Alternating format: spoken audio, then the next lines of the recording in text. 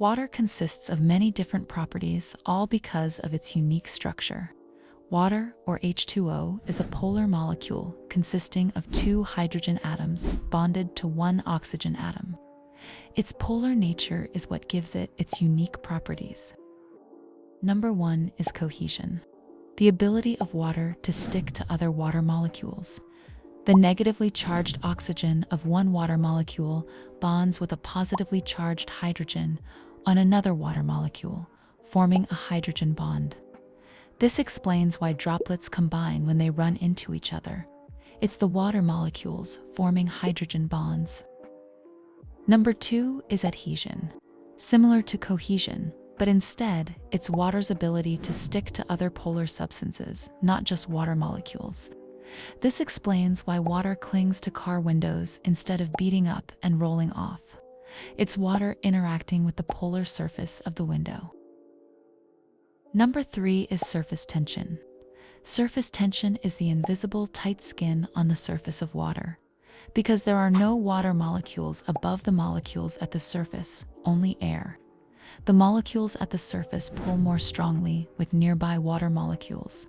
This makes it harder for something to break the water's surface. For example, surface tension is what allows paper clips to float on water. Paper clips actually are heavier than water, and if placed abruptly, the force will break the hydrogen bonds, making it sink. But if the paper clip is placed lightly, the surface tension will allow it to float.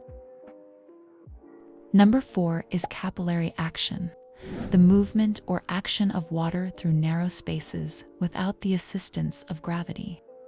This movement depends on both cohesion and adhesion. Here is a glass tube placed in water. When adhesion between the water and the glass molecules is greater than cohesion between water molecules, the water starts climbing the sides of the glass as they are more attracted to it, forming a curve called a concave meniscus. Now, if you make the tube narrower, you will see water climb the tube. The narrower the tube, the higher water will climb. This happens when water adheres to the glass and at the same time pulls water molecules up through cohesion. Water molecules are also moving constantly, so they move around until one binds higher on the tube, moving all the molecules with them in a connected chain. The more narrower the tubes, the less room for molecules to move without adhering with the glass, moving water higher. This is called capillary action. In contrast, mercury has greater cohesion than adhesion, or it has more attraction to itself than the glass, creating instead a convex meniscus. As a result, capillary action will not occur with mercury. Number 5 is water's low density when frozen or turned to ice. Instead of condensing when frozen, water molecules expand when frozen, forming a crystal pattern. This arrangement makes ice less dense, explaining why ice floats on water. This unique property can act as a protective barrier, preventing water and aquatic organisms under the ice from freezing. Number 6 is high specific heat. The high amount of heat water can absorb or release before having a significant change in temperature. This is because of the hydrogen bonds between water molecules. Before I explain, understand that when temperature rises, molecules move faster.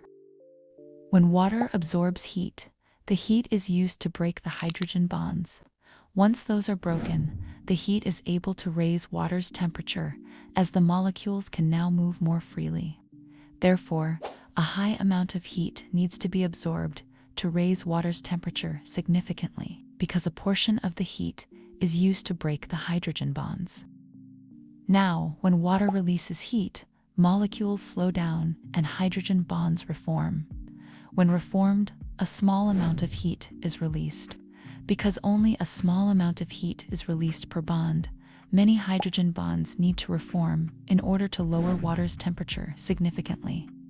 Therefore, a high amount of heat needs to be released to lower water's temperature significantly, because only a little heat is released per bond. So water, if raised to the same temperature as something with low specific heat, will be slower to heat up and cool down or change temperature. This explains why the ocean at the beach feels cold on a hot summer day. Because the ocean has high specific heat, it will take a long time to heat up by the sun, making it feel cold. In contrast, the sand may feel hot because it has low specific heat. Its lack of hydrogen bonds allow it to heat up and cool down quickly. Number 7 is the high heat of vaporization. Water requires a high amount of heat to vaporize or turn it from liquid water to gas. This can be the evaporation or boiling of water, similar to how water raises its temperature. Hydrogen bonds need to break for water to vaporize, so a high amount of heat is needed for water to vaporize because a portion of heat is used to break the bonds. That's why boiling water takes longer than boiling oil. Because oil doesn't form strong hydrogen bonds, nothing is needed to be broken in order to turn it into vapor. This also explains how your body regulates temperature. When you're hot, sweat, made of mostly water, is released onto your skin. Your sweat absorbs heat from your skin to evaporate. Because water requires a bunch of heat to evaporate, a lot of heat was removed from the skin, cooling you down. The heat was going to raise your body temperature, but it instead turns your sweat into vapor, cooling you down in the end. Okay, so let's review. Water has 7 different properties. Cohesion, water molecules' ability to stick to each other through hydrogen bonding. Adhesion, water molecules' ability to stick to other polar molecules.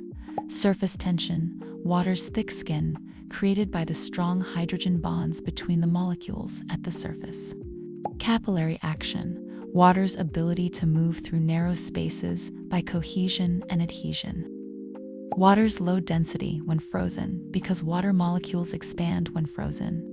High specific heat, water needs to absorb or release a lot of heat to change temperature because of hydrogen bonds. It absorbs a lot of heat because a portion of heat is used to break bonds, and it releases a lot of heat because a little heat is released per hydrogen bond. High heat of vaporization, water needs a lot of heat to vaporize because a portion of heat is used to break bonds,